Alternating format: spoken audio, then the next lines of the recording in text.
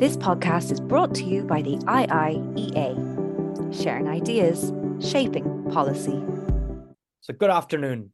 I'm very pleased to welcome you to this IIEA webinar. My name is Barry Colfer and I'm the Director of Research here at the Institute of International and European Affairs in Dublin. We're delighted to be joined today by Dr. Alonso Gurmendi Dunkelberg. Dr. Gurmendi Dunkelberg is a lecturer in international relations at King's College London's Department of War Studies. And Alonso is going to speak to us today on the topic of a tale of two statehoods, histories of the Israeli-Palestinian conflict through the lens of coloniality. Dr. Alonso Gurmendi Dunkelberg is, as I've said, a lecturer at King's College, and he specialises in the history of international law from a post-colonial and global South-centred approach. He's a contributing editor at the international law blog Opinio Juris, which some of you may know and I can highly commend, and he's written widely on this topic. Alonso is going to speak for about 15 minutes or so, and then we'll go to the Q&A with your audience as ever. This subject is always important, but obviously given the enormous suffering, violence, human tragedy visited upon the peoples of Palestine and Israel in recent months especially, as well as the people living and volunteering there, it makes this discussion all the more important and relevant and urgent. As ever, you're going to be able to join the discussion using the Q&A function on Zoom, which you should see on your screen. Please send in your questions throughout the session as they occur to you, and we'll come to them as soon as we can once Alonso has finished his presentation. A reminder that today's presentation and Q&A are both on the record as ever, and you can join the discussion on Twitter using the handle @IIEA. Without further ado, it's my great pleasure to hand over to you, Alonso, and the floor is yours for the next 20 minutes or so. Thank you so much, Barry, and to the IIEA for having me here and for allowing me to share my views on this topic. I'm very thankful.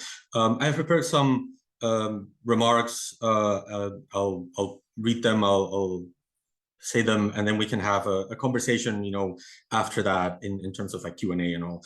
I'm very happy to be here, and I think the first thing that I want to do is sort of set the stage and tell you this tale of two states, Israel and Palestine, and how they came to be and how their story has come to be seen. And I hope that in sharing this story, I will be able to show also the history of international law and how it has impacted how states interact in international relations. So let me start with the most obvious here. Let me start with the first of firsts. When I talk of two states, this might be surprising in the context of the Israeli-Palestinian conflict. I am an international lawyer, as I am sure many in the audience are too. What is and what is not a state is one of the most basic pieces of knowledge one can learn in law school. A state is an entity that has a government. It has a it has a government that rules over a population in a defined territory with the capacity to engage other states in international relations. This is, we have always been told, very simple. The United Kingdom is a state, Ireland is a state, Israel is a state, but Palestine is not. This is, we are told, also known. It's a fact. It's actually one of the key examples used by the late James Crawford, perhaps the foremost authority on theories of state creation and a former Weevil professor of international law at Cambridge, to explain what is not a state. Palestine, we are told, does not have an established government because it has a Palestinian authority. It does not have control over a defined territory because it is occupied. And it does not have capacity to engage with other states because the US, United Kingdom, Israel, NATO, most of NATO do not recognize it. So how can this be a tale of two states? Well, as a lawyer myself, I also believe that the law can be a very dry and boring subject sometimes, trapped by its own assumptions about this like very neutral body, very perfect system of rules, always consistent with itself. And I reject this. I do not think that international law is a system of rules that makes perfect sense. On the contrary, I think international law is the denouement of its own history. It's how we got here to this international law that explains what it means to be a state. And so what I'm going to tell you today is also not just a tale of Israel and Palestine, but a tale of international law, its story, its history, and how it's seen in the context of Israel-Palestine. So without further ado, let me start then with this tale. Once upon a time, there was a state called the Ottoman Empire. It was recognized by its peers, but only just. It was seen as civilized enough, quote unquote, to sign some kind of treaties with European powers, but not all kinds of treaties and not in equal terms. It was a state that existed at the edges of what Europeans called the civilized world. In the late 1910s, this empire lost a war to the UK, France, Russia, World War I. And as a result of that war, it was divided in several parts. The idea, the victors of the war argued, was to enable, quote, self-determination for the peoples that lived in these multinational empires. And so the Ottoman Empire was divided into several parts. We now know them as Syria, Iraq, Lebanon, Jordan, and yes, Palestine. But when this happened, when this division started, the so-called civilized world was not ready to incorporate all of these territories into the society of civilized nations. So when they drafted the Covenant of the League of Nations to administer this breakup and to administer the newfound peace after World War I, Article 22 stated that there was a caveat in the breaking of these empires. Article 22 of the Covenant of the League of Nations said, quote, "Those colonies and territories which are inhabited by peoples not yet able to stand by themselves under the strenuous conditions of the modern world should be placed under the supervision of a European mandatory who would be responsible for the well-being and development of these peoples in the form of a, quote, sacred trust of civilization." In other words, the Arab provinces of the Ottoman Empire were going to be placed under the control of the United Kingdom and France. Now, given the colonialist goggles with which international law and the Covenant of the League of Nations was a part of international law, given the way in which it was seen through these colonialist goggles, the conclusion that these racialized communities were not yet able to stand, that's the term that they used, not yet able to stand on their own, meant that they were seen as less civilized than European states that needed to supervise them. These entities were not technically the same kind of states. And yet, there was something different about them, because unlike the mandates that they created in Africa as a result of the end of World War I, Europe had actually recognized these territories as part of a state. In Africa, it hadn't. These territories were never seen as a state. That is a story for a different time that I'm happy to discuss maybe in Q&A. But the Ottoman Empire, unlike these other countries in Africa and other parts of Asia, had been recognized as a state. This is why Article 22 noted that these regions would be, quote, provisionally recognized as independent nations. So what does this mean for the purposes of this new thing that was created called Palestine? The simple transition from imperial province to mandate raised one very simple question for the international lawyers of that time. What happened to the Ottoman sovereignty? Where did it go? So international lawyers of the 1920s launched on almost a holy quest to find where this lost Ottoman sovereignty ended up. Of course, international law was clear on one thing. These mandates were not the same as colonies. The whole point of a colony is that the colonial power owns and controls the colony, and therefore is the repository of any sovereign power in the area. In the case of the former Ottoman lands, this was not the case. The UK and France were not in position of sovereignty. They did not want it, and they did not claim it. So if not a colony, then where was this sovereignty? Was it maybe in the League of Nations? No. The legal instruments that created the mandates in the League of Nations never actually say that they transmitted any sovereignty to the League. So in the absence of a more rational and positivistic explanation to where this sovereignty went, European lawyers of this time concluded that sovereignty had to be in a state of abeyance. Like, we cannot find it. It's somewhere, we just don't know where it is. Maybe they said sovereignty is not relevant to this new kind of thing that we've created that we're going to call a mandate. So sovereignty, Ottoman sovereignty, was lost and could not be found until such time as the peoples of Lebanon, Iraq, Syria, Jordan, and yes, Palestine were, let's say, worthy in European eyes to stand on their own, to use the wording of the Covenant of the League of Nations. But to our understanding of sovereignty, this is kind of silly. Sovereignty did not need to be missing. It did not need to be unfound or lost. There was a third option, a third theory, if you will, of state creation or sovereignty that the colonialist and racist goggles of the time did not allow 1920s lawyers to see. It is, in fact, a very simple one. It is very foundational to us and, let's say, to the 20th century, that Arab sovereignty lied with Arab people. All 1920s European lawyers had to do to solve one of the most arduous legal debates of their time was to conceive of Arab people as people and conclude that Ottoman sovereignty remained with Arab people after partition and that the mandates were therefore sovereign. The sovereignty was just suspended, sort of like what happens in a protectorate, to be exercised by the European mandatories, the UK and France, until the conditions were lifted. They were declared independent and they became sovereign independent states. So in this reading, this different reading of 1920s international law, mandatory Syria, mandatory Iraq, mandatory Lebanon, mandatory Jordan, and yes, mandatory Palestine were states. They were just states that were not independent.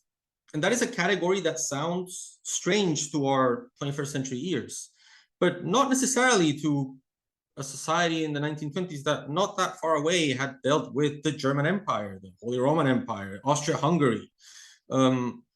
So this idea of mandates as states, as non-independent states, makes a lot of sense if you start looking at the mandates. Take, for example, the mandate of Iraq. Mandatory Iraq had a king, Faisal I. The mandate was established through the signing of a treaty with the UK. The treaty specifically stated that it was signed, quote, without prejudice to Iraq's national sovereignty. Syria and Lebanon had constitutions. Both constitutions said that they were states. All mandates had passports, nationality laws, they signed treaties, they appeared before courts. They were simply not independent, but they were states. This is why most Arab mandatory states attained independence within 10 to 20 years. Well, all of them except Palestine. Palestine was placed under British control. And the British had promised the Jewish communities in Europe that they would be granted a national home in Palestine. This presented the British with a problem. Under the Covenant of the League of Nations, Palestine, the Arab mandatory state, had a right to independence, but the British had an interest in keeping it under British control until this Jewish national home could be established. These two commitments, I want to be clear, did not need to be contradictory. Palestine, as an eventually independent state, could be the national home for Jewish people. This was not, however, how the Jewish communities understood the concept of the national home, the British promise. They wanted an exclusively Jewish state instead. And this became a very big problem. It would be very complicated. Under the League of Nations, Britain had an obligation to secure Palestinian independence, and Palestine was not a Jewish state. If the national home meant a Jewish exclusive country, where European Jewish refugees could constitute their own state to the exclusion of Arabs, as in not coexisting with them, then Britain would not be able to fulfill its, quote, sacred trust of civilization with the Palestinian people. And eventually it wasn't able to the point where in 1947, it outsourced the problem to the UN after World War II. And the UN, considering, of course, the tragedy and horror of the Holocaust, proposed to divide the territory in two, one Jewish state and one Arab state, with a shared capital in Jerusalem. But this, despite what we often hear, this never actually happened. On May 14, 1948, the day the British ended their mandate, the Jewish communities declared independence of their own states, not complying with the 1948 borders, not complying with the partition plan, not creating a separate status for Jerusalem or a customs union with Palestine. They created their own different state. So the more popular version of the story is straightforward. Until 1948, Palestine existed as a semi-colonized mandate, not a state. And after 1948, only one state emerged out of this land, Israel. And Israel assumed its place among the, quote, civilized nations of the world. And the other, Palestine, rejected partition and stayed a non-sovereign, ungoverned, uncivilized place, subject to appropriation by other more powerful countries. But this is the colonial view. This is the view that looks at the mandates and says, yeah, this is what was being done, and that's how things work, and that's it. This colonial view, if you look at the entire context of the period, if you look at what everyone was saying, not just those that were advancing these plans, this colonial view might be popular, but it is also wrong. Palestine was a state since the division of Ottoman lands in 1922. I know this is not common to say or hear, but that's what the documents tell us. It was a state under mandatory limitations, but it was and continues to be a state. In fact, when James Crawford himself studied the creation of Israel, he did not think that Palestine was a state, but he did conclude that Israel did not come into existence as the successor of the Palestinian mandate, but as a successful secessionist movement that ascended from Mandatory Palestine. So my position is legally sound. It is just not very disseminated. We are encouraged to think that Israel is the well-established state, and Palestine, or just the Palestinians, are stateless, divided, non-state actors waiting for the day when they can join the international community and when they can be able to stand on their own. This is, of course, despite the fact that 140 states, 70% of UN membership, already recognize Palestine as a state. And this is where the supposed peace process comes in. We are told that the future of Palestinian-Israeli relations needs to be decided through negotiations because Israel may stake claim to areas within Palestine. I don't agree with this in the sense that I don't think that Israel has any rights to lands in Palestine because Israel is not the result of inheriting Palestinian land. It is a secessionist entity and cannot have claim to areas within Palestine without Palestinian consent. If there is a negotiation, it is to discuss that the state of Palestine has a right to cede its own land, but not because there is an ab initio right from Israel. But again, I digress.